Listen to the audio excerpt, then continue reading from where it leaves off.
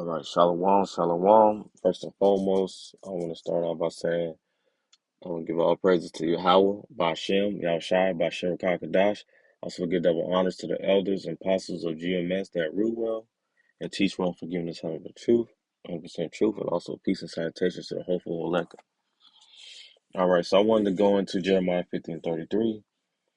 Okay, regarding that, this is not talking about ancient Babylon. Okay, because a lot of people they get mixed up at the title because the title it'll say prophecy against Babylon. Okay, they'll say that run with it, thinking it's talking about ancient Babylon. Right. So we gotta understand what is this talking about. Okay, let's read. It says Jeremiah 50 and 33. Thus says Yahweh of hosts, the children of Israel and the children of Judah were oppressed together. All that took them captives held them fast and refused to let them go. So now to understand this, we gotta understand that the kingdoms were split.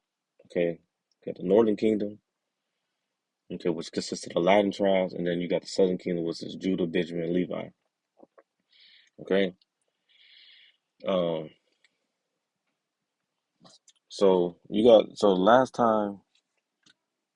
the last time the nations of Israel as a whole was oppressed together was in Egypt.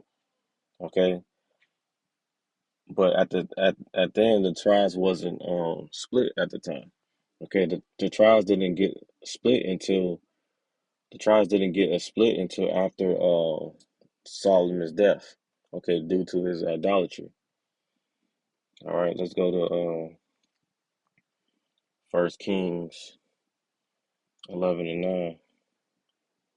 This First Kings 11:9. And Yahweh was angry with Solomon because his heart was turned from the Yahweh power of Israel, which had appeared unto him twice, and commanded him concerning this thing that he should not go after other gods, but he kept not that which Yahweh commanded. Okay. So wherefore Yahweh said unto Solomon, for as much as it is done of thee, and thou hast not kept my covenant and my statutes, which I commanded thee, I will surely rend the kingdom from thee, and I will give it to thy servant. So pretty much, if you read up, it'll tell you that we'll start at 4. Let's read up. But King Solomon loved many strange women. Okay, the strange women of these other nations, the heathens. Okay, together with the daughter of Pharaoh, women of the Moabites, Ammonites, Edomites, Zidonians, Hittites, of the nations concerning which Yahweh said unto the children of Israel, ye shall not go into them, neither shall that come in unto you, for they surely will turn away your heart after their powers. Solomon clave unto these in love, and he had 700 wives, princesses and their concubines, and his wives turned away his heart. For it came to pass when Solomon was old that his wives turned away his heart after other gods, and his heart was not perfect with Yahweh his power, as was the heart of David his father. For Solomon went after Ashereth, the goddess of the Zidonians, and after Milcom, the abomination of the Ammonites. And Solomon did evil in the sight of Yahweh, and went not fully after Yahweh as his father did. Then Solomon built a high place for Chemosh, the abomination of Moab, in the hill that is before Jerusalem, and for Molech, the abomination of the children of Ammon. And likewise did he for all his strange wives, which burnt incense and sacrificed unto their powers. And Yahweh was angry with Solomon, because his heart was turned from Yahweh power of Israel, which he had appeared unto him twice. Okay, so Solomon went to idolatry, which caused the kingdom to be uh, split. Okay, verse 12. Notwithstanding in thy days I will do it for David thy father's sake, but I will rend it out of thy hand of thy son. Okay, so it wasn't going to happen in Solomon's time. It was going to happen to us in the son during his time. Rehoboam, howbeit I will not rend away all the kingdom, but will give one tribe to thy son for David my servant's sake, and for Jerusalem's sake, which I have chosen. Okay, here you see as Yahweh stirred up the adversaries into Solomon, that the Edomite, he was the king seed of Edom. All right, so that's the reason why the tribes are split up. Okay, that's the reason why. So now let's go to First Kings 12.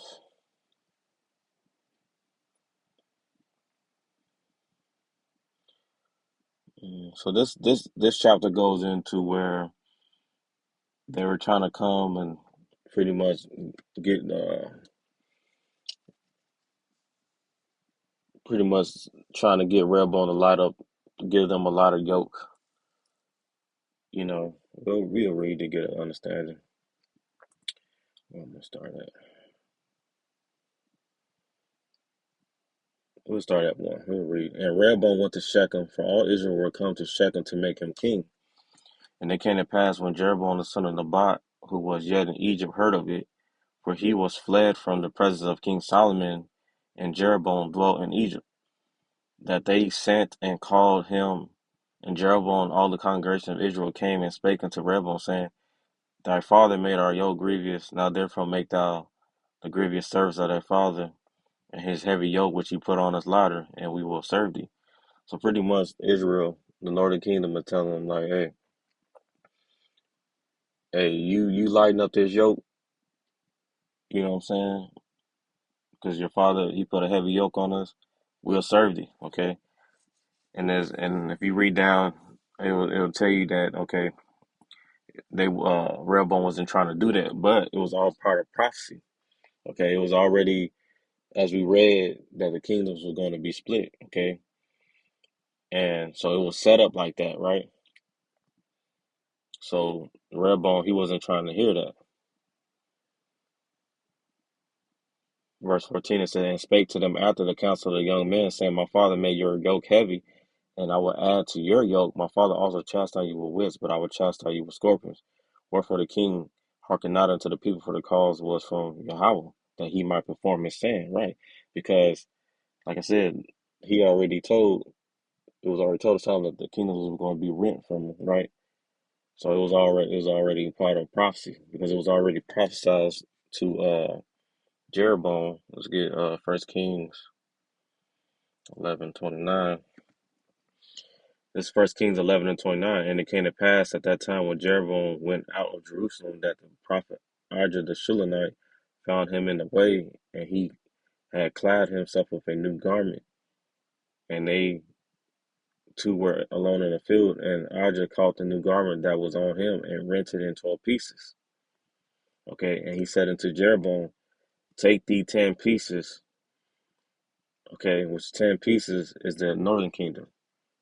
Okay, so that's going into and renting in 12 pieces. That's talking about the 12 tribes.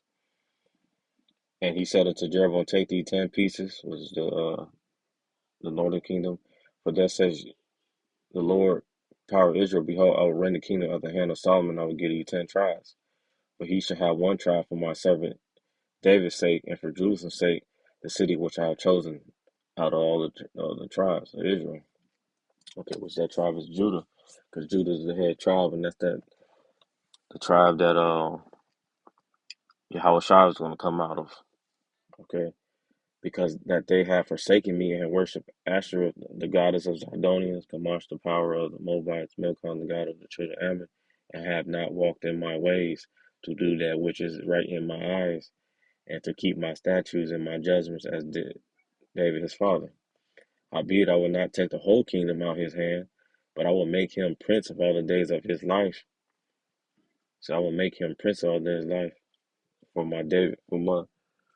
for David my servant's sake, whom I choose, because he kept my covenants and my statutes. But I will take the kingdom out of his son's hand, and will give unto thee even 10 tribes. And unto his son I will give one tribe, that David my servant may have a light always before me in Jerusalem, the city which I have chosen to put my name there. Okay, so the tribes are split up. Okay, and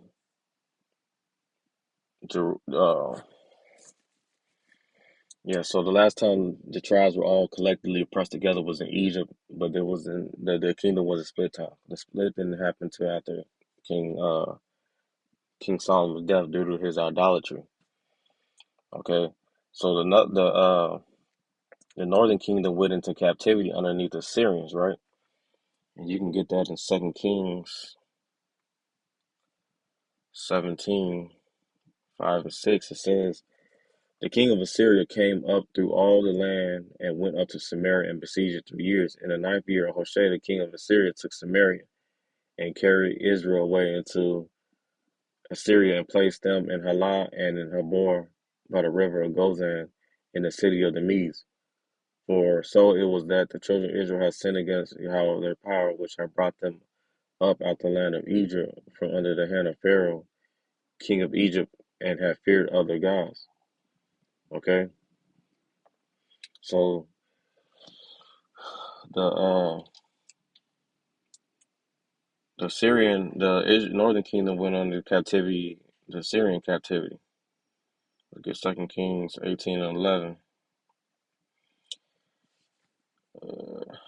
And the king of Assyria did carry away Israel to Assyria and put them in Halah and Habor by the river Gozan in the city of the Medes.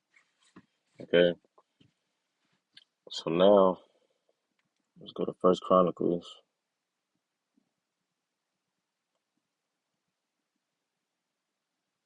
Let's see.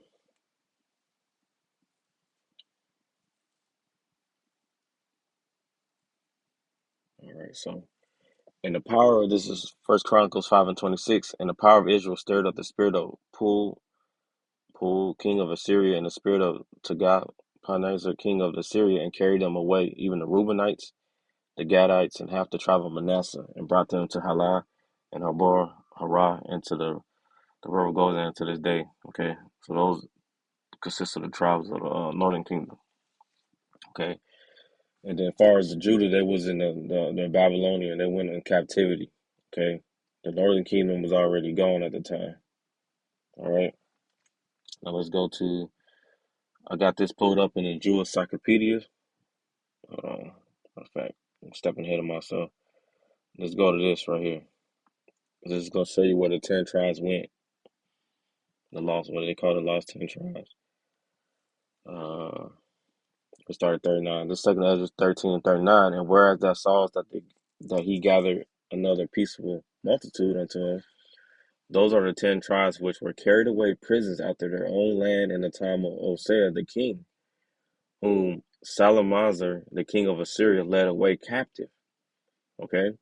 Because remember, he said the northern kingdom went into captivity underneath the Assyrians and led them away captive and carried them over to the waters, and so came they into another land. But they took this counsel among themselves that they would leave the multitude of the heathen and go forth into a further country where never mankind dwelt, and that they uh, might there keep their statutes which they never kept in their own land, and they enter into the Euphrates by the narrow places of the river. Okay, for the Most High then showed signs for them and held still the flood until they were passed over. Okay, for through that country there was a great way to go, namely of a year and a half, in the same region is called Arsers. Let's see. Okay, then dwelt they there until the latter time. Okay, remember that latter time, and now when they shall begin to come, the highest shall stay the springs of the stream again, that they may go through. Therefore saw thou the multitude with peace, because through the way that they had to go through the Horn of Africa is known for them is is severe storms down there. So it was all part of prophecy and the Most High plan. Okay, that's why he calmed the storms down there for them to get through. Okay, but those that be left behind of thy people are they that are found within our borders, which is the southern kingdom. Okay, we were still over there in the land. All right, so we're still there. They went over to America, and they've been over there that whole time. Okay, so you Native American Indians, all the Northern Kingdom, the Mexicans, Puerto Ricans, and all that. That's who they are, the so-called Latin tribes, right? So I went into this Jewish encyclopedia, and this word Ashereth, the name of the land beyond the great river, far away from the habitation of man, in which the 10 tribes of Israel will dwell, the northern kingdom, observing the law of Moses. Okay, we just read that, right? in the time of the restoration. Okay, so they'll still be here in time of that restoration. Okay, to the deliverance. Okay, according to Second Ezra 13, Columbus identified America with this land. Okay, so Christopher Columbus knew where these tribes were at. Okay,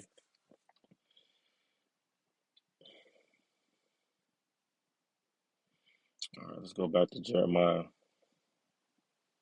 50. So like Columbus and that's when they came in power. That's not when they came in power, but that's when the devil was loose for a little season. He should be loose for a little season or whatever. That's then when they came back in power. Okay, through the Renaissance era, and Christopher Columbus came over here, and that opened the door for these other explorers that came over here, and they raped, pillaged. They came in there and put them in slavery.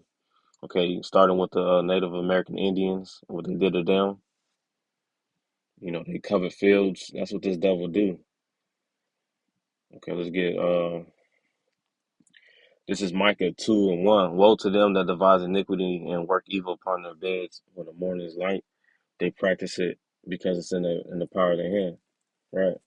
Because like I said, the power is in the hand, going to those top banking elite families, you know, that's running the show behind the scenes. Okay. Power is in their hands. Okay. So they devise evil and they covet fields and take them by violence. Okay, so that's what Christopher Columbus did.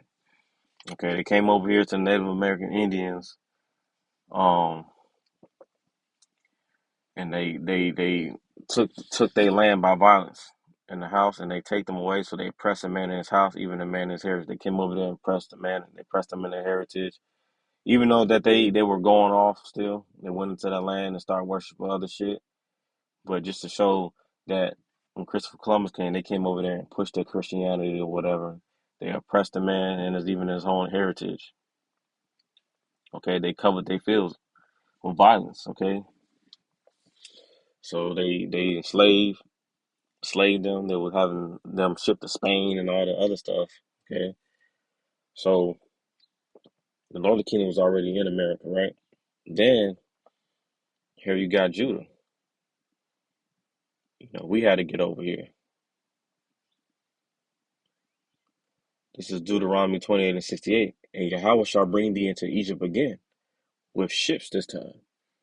Okay, so why does it say Yahweh shall bring thee into Egypt again with ships? Okay, because Egypt is meaning bondage. Okay, we're going bondage again with ships. Let me see if I can find that precept. House of bondage. There we go. And Moses, this is Exodus 13:3. And Moses said unto the people, remember this day in which ye came out from Egypt, out of the house of bondage. For thy strength of the hand of Yahweh brought you out from this place. There shall leavened bread be eaten. Okay, that's what Egypt is, the house of bondage. Okay, so this time we're gonna go into there by way of ships. Okay, transatlantic transatlantic slave trade. Okay, because we had to come to America. By the way whereof I spake unto thee, thou shalt see it no more again. Okay, so we're not going to see the Holy Land no more.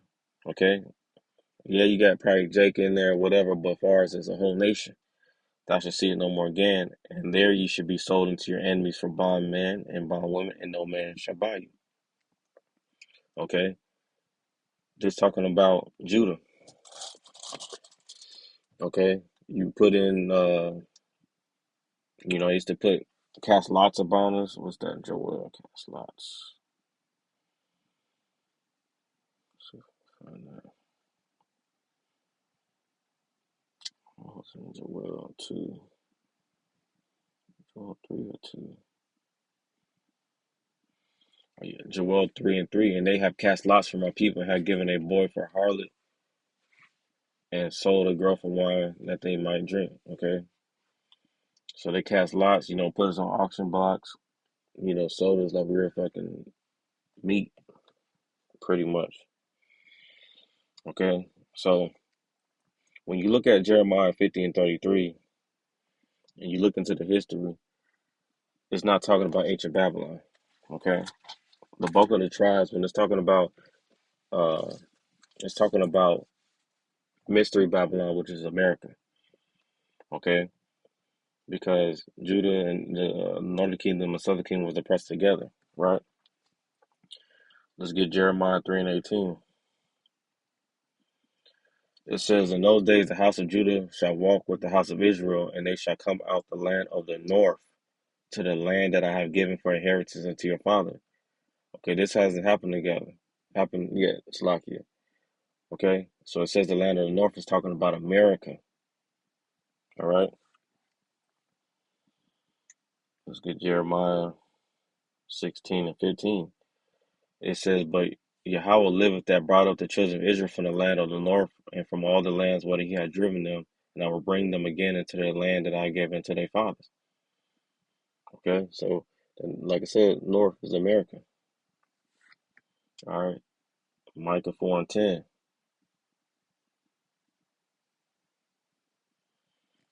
It's Micah 4 and 10. Be in pain and labor to bring forth, O daughter of Zion, like a woman in travail. For now shalt thou go forth out of that city, and thou shalt dwell in the field, and thou shalt go even to Babylon. Okay, America, and there shall thou be delivered. Okay, so that's where the bulk of starting with the elect, is going to be delivered out of both northern and southern. Okay, thou shalt be delivered. There shall Yahweh shall redeem thee from the hand of thy enemies. Okay, because we're sold to our enemies. Okay, we're given to them because we going back to the curses. Okay, because we obeyed the law, statutes, commandments, and it was a part of prophecy. Okay, so both northern and southern kingdom will be coming out the north because we were oppressed together. Okay, so both of the tribes are in America. We're scattered through the four corners of the earth, but both of the tribes is in America. All right. So I hope this video was edifying, and I want to say shalom.